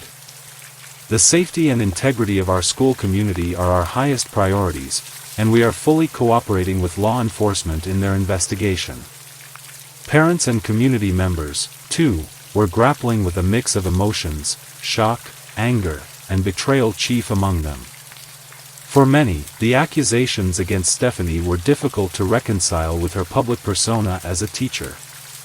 It wasn't just the crime itself that disturbed them, but the idea that someone who had been trusted with their children's education and welfare could potentially abuse that trust in such an egregious way. As the investigation continued, the complexity of the case deepened. Prosecutors began preparing for what promised to be a lengthy legal process, one that would delve into every detail of Stephanie's life and the motivations that may have led her to allegedly orchestrate such a scheme. For the authorities, this was a case that went beyond the immediate crime. It was also a stark reminder of the importance of vigilance and the systems in place to protect the vulnerable. For the community, the case served as a cautionary tale, a reminder that even the most trusted individuals are capable of actions that defy belief. And for Stephanie Demetrius, it marked the beginning of a battle that would determine not only her future but also how her legacy would be remembered. As the pieces of the investigation came together, the full weight of the allegations bore down, leaving no doubt that this was a story that would be etched into the memories of all who heard it. As the legal proceedings against Stephanie Demetrius unfolded, the courtroom became a stage for a story that had already captured the attention of the public. Stephanie, now facing a charge of felony conspiracy to commit aggravated murder, maintained her innocence from the outset. During her initial court appearances, she stood before the judge, her demeanor composed but resolute, as her defense team argued that the allegations were fabricated. They claimed that the evidence presented by the prosecution, including the recorded phone conversations and the testimony of the student, was insufficient to prove her intent beyond a reasonable doubt. The prosecution, however, painted a starkly different picture. They described Stephanie as a calculated individual who had not only devised a plan to eliminate her estranged husband but had also sought to manipulate a vulnerable student into carrying out the crime.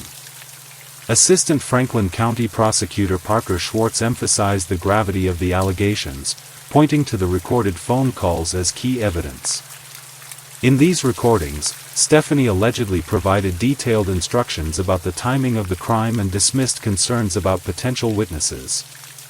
Schwartz argued that these actions demonstrated a clear intent to follow through with the plan, making the charge of conspiracy both appropriate and necessary. As the case progressed, the court set a series of dates for pre-trial hearings and motions. These proceedings would determine the admissibility of evidence and set the stage for a trial that promised to be both lengthy and contentious. Stephanie's defense team filed motions to suppress certain pieces of evidence, arguing that they had been obtained improperly. The prosecution countered by asserting that all evidence had been collected in accordance with legal standards, emphasizing the importance of presenting a complete picture of the alleged crime to the jury. The potential consequences for Stephanie, if convicted, were severe. Under Ohio law, a conviction for felony conspiracy to commit aggravated murder carries the possibility of a life sentence. This stark reality loomed over the proceedings, adding a sense of urgency and gravity to every argument made in court. For Stephanie, the stakes could not have been higher. Her defense team worked tirelessly to challenge the prosecution's narrative, seeking to cast doubt on the credibility of the student's testimony and the interpretation of the recorded conversations. Beyond the immediate legal battle, the case of Stephanie Demetrius raised broader questions about the ethical responsibilities of educators and the trust placed in them by society. The allegations against Stephanie struck at the heart of this trust, forcing the community to grapple with the implications of her actions. How could someone entrusted with the care and education of young minds allegedly exploit that trust in such a profound way? What safeguards could be put in place to prevent similar incidents in the future?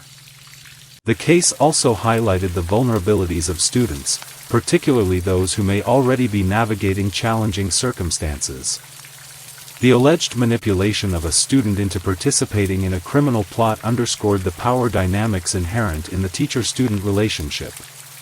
It served as a stark reminder of the importance of maintaining professional boundaries and the ethical obligations of educators to protect and nurture their students. As the legal proceedings continued, the community watched closely, their emotions a mix of anger, betrayal, and a desire for justice. For many, the case was not just about Stephanie Demetrius, it was about the broader implications for the education system and the need to rebuild trust in the institutions that shape the lives of young people. The courtroom became a microcosm of these larger societal questions, with every argument and piece of evidence carrying weight far beyond the immediate case. In the end, the resolution of the case would not only determine Stephanie's fate but also serve as a reflection of the values and priorities of the community. It was a story that forced everyone involved to confront difficult truths about trust, power, and the responsibilities that come with them. And as the trial approached, the questions lingered: what would justice look like in this case? And how would the community move forward in its aftermath? The story of Stephanie Demetrius is not just about the alleged actions of one individual, it serves as a mirror reflecting the complexities and vulnerabilities of society at large. Cases like this remind us of the delicate balance between trust and accountability, and the profound impact that the choices of a single person can have on an entire community.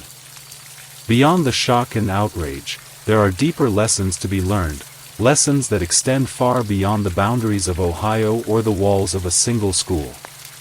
One of the most glaring societal impacts of cases like this is the erosion of trust in institutions and individuals we rely on. Educators hold a unique position in our communities, tasked not only with academic instruction but also with mentoring and protecting the students in their care. When a teacher is accused of exploiting their position for personal gain, or worse, for criminal intent, it shakes the very foundation of the relationship between schools and families. Parents send their children to school with the expectation that they will be nurtured and safeguarded, not placed in harm's way. The allegations against Stephanie Demetrius challenge this expectation, forcing us to confront the possibility that even the most trusted roles can be misused. This case also highlights the importance of vigilance and the courage it takes to report suspicious behavior. The student's mother, who acted swiftly upon learning of the alleged murder plot, serves as a powerful example of the impact that one person's actions can have. By alerting the authorities, she not only prevented a tragedy but also brought to light an issue that needed urgent attention. Her decision to report the incident underscores a critical lesson. When faced with behavior that feels wrong or dangerous, speaking out is not just a choice, it's a responsibility. For schools, this case raises pressing questions about the measures in place to safeguard students and maintain professional boundaries. Educators wield significant influence over their students, making it imperative that schools implement systems to monitor and address any breaches of trust. Regular training in ethics and professional conduct, coupled with mechanisms for students and parents to safely report concerns, can go a long way in preventing situations like this. The role of schools is not just to educate but also to create an environment where students feel protected and valued. At a broader level, the story of Stephanie Demetrius serves as a reminder of the fragility of trust. It challenges us to rethink how we build and maintain the relationships that hold communities together. While cases like this are rare, their impact is profound, leaving behind a trail of doubt and skepticism that can take years to mend. Restoring trust requires transparency, accountability, and a collective commitment to ensuring that such incidents are not repeated. As we reflect on the lessons learned from this case, it's important to ask ourselves how we can contribute to creating safer, more accountable communities. Whether it's by staying vigilant, supporting ethical practices in our institutions, or encouraging open dialogue about trust and power dynamics, each of us has a role to play. This story is more than just a crime, it's a call to action. It challenges us to consider the systems we have in place to protect the vulnerable and to hold those in positions of authority accountable. It asks us to reflect on the choices we make and the impact they have on the people around us. Story 5. Woman charged after allegedly murdering ex-Green Beret husband and leaving his body in a rural pond. Clinton Bonnell was a man of discipline and honor, wearing his accomplishments with quiet dignity. Born and raised in a small North Carolina town, he grew up with a sense of purpose that set him apart. Excelling in both academics and athletics, he graduated near the top of his class in high school. His natural discipline and commitment to service led him to enlist in the U.S. Army, where he earned the prestigious title of Green Beret, a recognition reserved for those demonstrating the highest level of skill, resilience, and dedication. After retiring from his remarkable military career, Clinton embraced a new dream of becoming a physician assistant, channeling his determination into serving others in a different capacity. But on January 27, 2025, his life took a mysterious and tragic turn. Clinton vanished without a trace, his absence as sudden as it was baffling. Days turned into weeks as the search for answers grew increasingly desperate. Then, in February, a discovery was made, a chilling revelation that shattered the quiet serenity of a rural pond and unearthed a story no one could have foreseen. For over a decade, Clinton served his country, carrying out missions in some of the world's most volatile regions. His military record was marked by commendations for bravery and leadership. To his comrades, he was an unwavering pillar of strength. To his family, he was a loving husband and father. Despite the intensity of his military career, Clinton made time for the little things, weekend barbecues, coaching his son's soccer games, and teaching his daughter to ride her bike. By 2025, Clinton had retired from active duty and was charting a new course for his life. He had enrolled in a rigorous program to become a physician assistant, a role he believed would allow him to continue serving others, this time in the medical field. His classmates remembered him as focused and humble, often staying late after class to help others study. At home, Clinton was balancing his ambitions with the challenges of a strained marriage. Friends said he was optimistic about his future, despite the difficulties. January 27, 2025, began as an ordinary day. Clinton had breakfast with his children before driving them to school. Neighbors saw him return home around mid-morning, his usual calm demeanor betraying nothing unusual. But as the day went on, something changed. Calls and messages to Clinton went unanswered, a rarity for the man who was always reliable. Shauna Cloud, his wife and soon-to-be ex, later told police she had no idea where Clinton was. They had been living in the same house during their separation, a tense arrangement that only added to the complexities of their relationship. While friends of Clinton reported that he had confided in them about the difficulties he faced at home, he had never expressed fear for his safety. As hours turned to days, concern grew. Clinton's family reported him missing, triggering a search effort that spanned the local area. His car was found abandoned in a remote spot several miles from their home, an unsettling clue that only deepened the mystery. Inside the vehicle, investigators found personal items that Clinton was unlikely to leave behind, including his phone and wallet. The community rallied together, organizing search parties and distributing flyers. Clinton's former military colleagues reached out to offer assistance, leveraging their skills and networks to support the effort. But despite these efforts, no trace of Clinton was found. Nearly a month after Clinton's disappearance, a local fisherman made a grim discovery. While casting his line in a rural pond not far from where Clinton's car had been found, he noticed something unusual beneath the water's surface. What he initially thought was debris turned out to be far more disturbing. Authorities were called to the scene, and the pond was soon cordoned off. As forensic divers entered the water, the extent of the discovery became clear. Clinton's dismembered remains were retrieved from the pond, sending shockwaves through the community. The serene body of water, once a tranquil retreat, was now a haunting crime scene. The condition of the remains suggested an effort to obscure the crime. Investigators noted that the placement of the body parts and the remote location of the pond indicated a calculated attempt to delay or prevent discovery. The cause of death was later determined to be blunt force trauma, further deepening the horror of the crime. For Clinton's family, the discovery marked the end of hope and the beginning of a quest for justice. As the news spread, the community's grief was matched only by its outrage. How could a man who had dedicated his life to protecting others meet such a brutal end? the search for answers was just beginning. The discovery of Clinton Bonnell's remains marked the beginning of an exhaustive investigation. The once peaceful pond became a crime scene, roped off and guarded as forensic experts worked to collect every possible piece of evidence. Investigators knew the complexity of the case meant they had to proceed methodically. Initial wellness checks at Clinton's home had been conducted in the days after his disappearance, but those yielded little insight. His military background and stoic nature made it challenging to determine whether his disappearance was voluntary or foul play.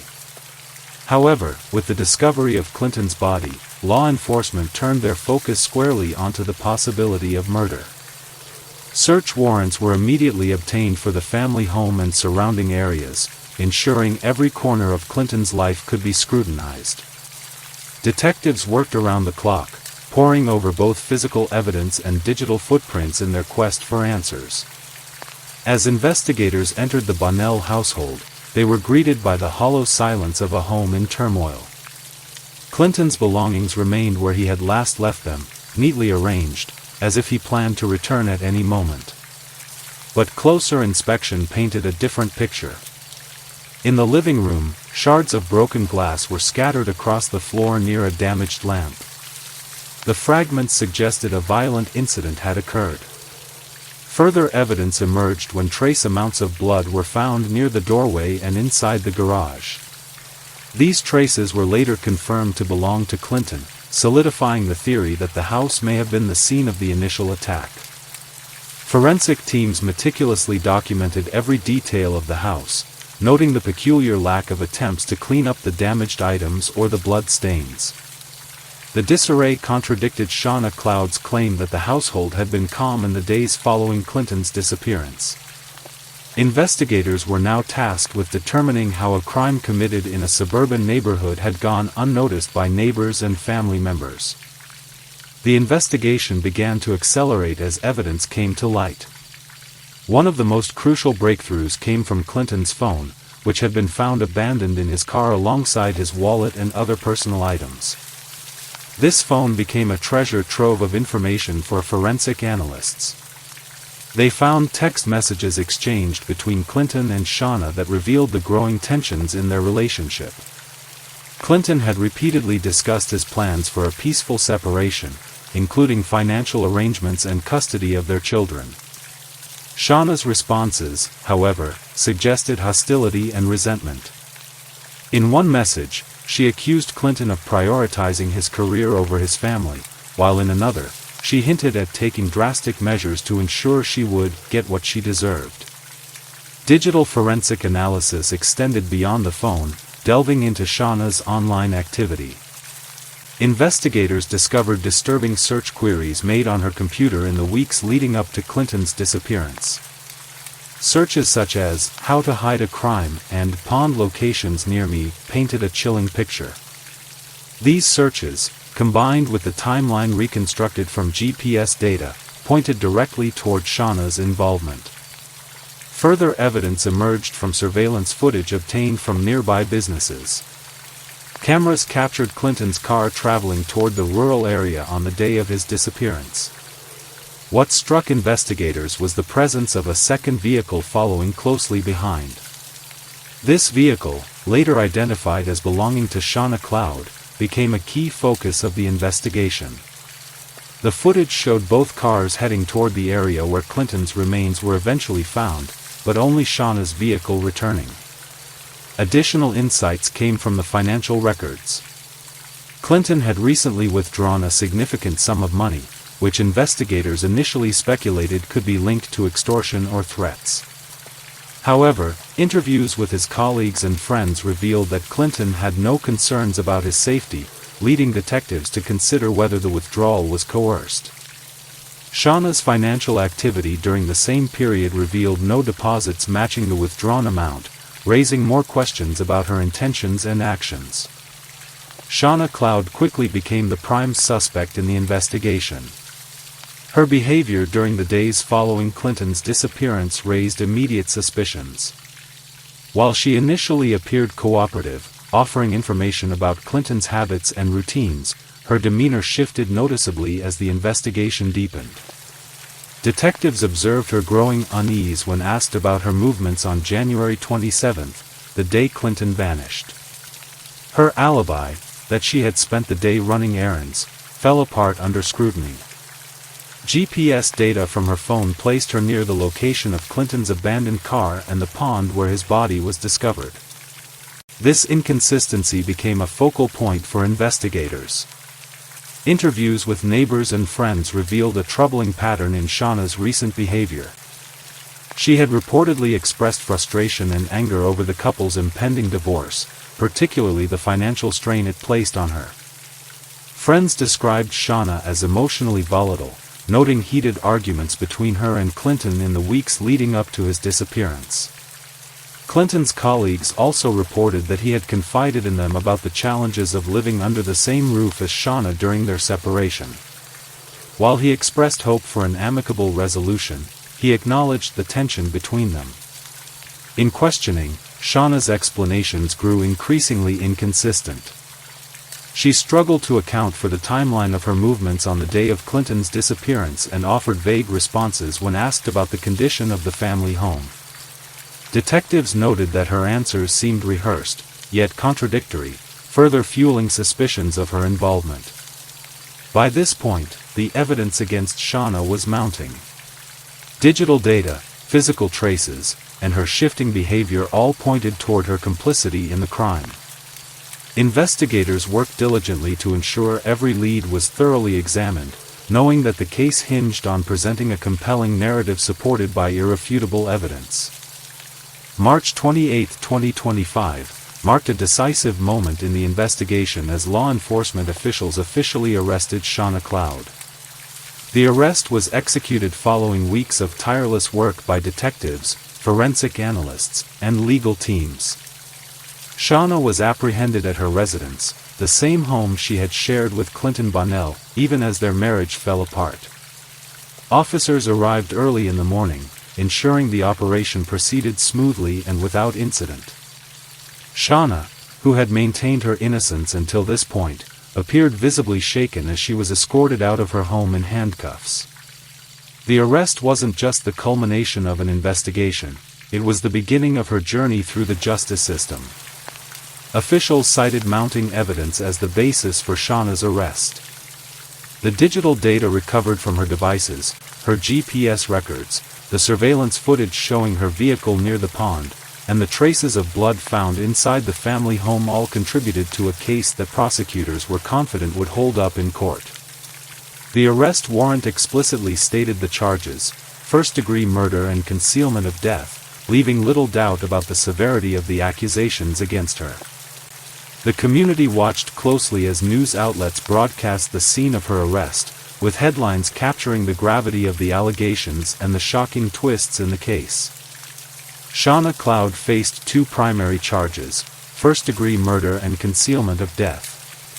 The charge of first-degree murder implied that investigators believed Shauna had planned and carried out the killing of her estranged husband, Clinton Bonnell, with premeditation. This charge carried the possibility of life imprisonment or even the death penalty under North Carolina law, reflecting the severity of the crime. The concealment of death charge highlighted the calculated effort involved in disposing of Clinton's remains in a remote pond. Prosecutors alleged that Shauna had not only killed Clinton but had also gone to great lengths to cover up her actions, delaying the discovery of the crime and complicating the investigation. This charge carried additional penalties, underscoring the impact of her attempts to obscure the truth.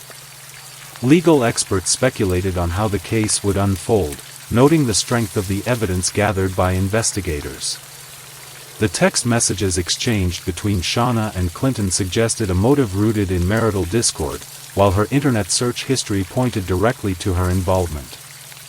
The physical evidence, including the blood stains found in the family home, further reinforced the prosecution's argument. Together, these elements painted a picture of premeditation, intent, and subsequent concealment. Shauna Cloud's first court appearance came shortly after her arrest. During the arraignment, she stood before the judge in a stark courtroom, her demeanor alternating between defiance and unease. She pleaded not guilty to both charges, setting the stage for what would become a highly publicized legal battle. The prosecutor outlined the evidence against her, arguing that the case was built on a solid foundation of forensic and digital data. As the legal proceedings progressed, the prosecution presented a chilling narrative of the crime. They detailed how Shauna's online searches demonstrated intent, how her movements placed her at the scene of the crime, and how the physical evidence tied her actions to the timeline of Clinton's disappearance and death. Witness testimonies from friends, family, and neighbors highlighted the tensions in Shauna and Clinton's marriage, providing context for the motive behind the crime. The defense, however, sought to undermine the prosecution's case by challenging the validity of the evidence. They argued that the GPS data could be inconclusive, that the blood stains could have been unrelated, and that the surveillance footage didn't definitively prove Shauna's involvement. Her legal team emphasized the circumstantial nature of much of the evidence, aiming to cast doubt in the minds of the jury. As the trial unfolded, courtroom observers noted the emotional toll on Clinton's family, who attended each session seeking justice for their loved one. The proceedings revealed the complexities of the case, with both sides presenting their arguments and evidence in painstaking detail. The community followed the trial closely, with many expressing frustration over the defense's attempts to refute what they saw as clear evidence of Shauna's guilt. The arrest and trial of Shauna Cloud left a profound impact on the community, Clinton Bonnell's family, and all who had been touched by the case. For Clinton's family, the journey was one of heartbreak and resilience. They spoke openly about the pain of losing a man who had dedicated his life to service and the challenges of coping with the brutal nature of his death. His children, now left without their father, became a symbol of the lasting damage caused by the crime. The community rallied around Clinton's family, offering support through vigils, fundraisers, and expressions of solidarity. Many felt the case had shattered the illusion of safety in their quiet town, serving as a grim reminder of how domestic tensions could escalate into unimaginable violence.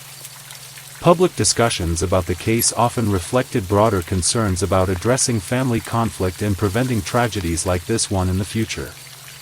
For law enforcement, the case highlighted the importance of thorough investigation and collaboration across agencies. The detectives involved were commended for their persistence and skill, particularly in navigating the complexities of digital evidence and forensic analysis. The successful arrest and trial demonstrated the critical role of technology in modern investigations and served as a benchmark for future cases. In the end, the case of Clinton Bonnell and Shauna Cloud became more than a story of crime and justice. It became a cautionary tale about the consequences of unresolved conflict, the impact of violence on families and communities, and the enduring quest for truth. For those who followed the case, its lessons were both sobering and unforgettable. Clinton Bonnell lived a life of courage and purpose, qualities that defined his years as a Green Beret and his aspirations to heal others in the medical field. But his untimely death forces us to confront difficult questions. What drives someone to cross the line into violence? What warning signs are we missing in our relationships, our communities? These questions resonate far beyond this case, touching on the universal struggle to understand the darkness that can reside within human nature. Could Clinton's life have been saved if someone had intervened earlier? Could the cracks in his marriage have been mended, or at least addressed before escalating into tragedy? These are questions we must wrestle with, not to rewrite history, but to learn from it. This story is one of loss, heartbreak, and the fight for justice, but it is also a story of resilience. We owe it to Clinton and others like him to reflect on the lessons these tragedies leave behind. How do we build better systems of support? How do we ensure we notice the signs before it's too late? Share your thoughts in the comments below. Every perspective adds something valuable to the conversation. To stay informed about more true crime stories like this one, don't forget to like this video and subscribe to the channel. Your engagement keeps these stories alive and helps us honor the memories of victims like Clinton Bonnell.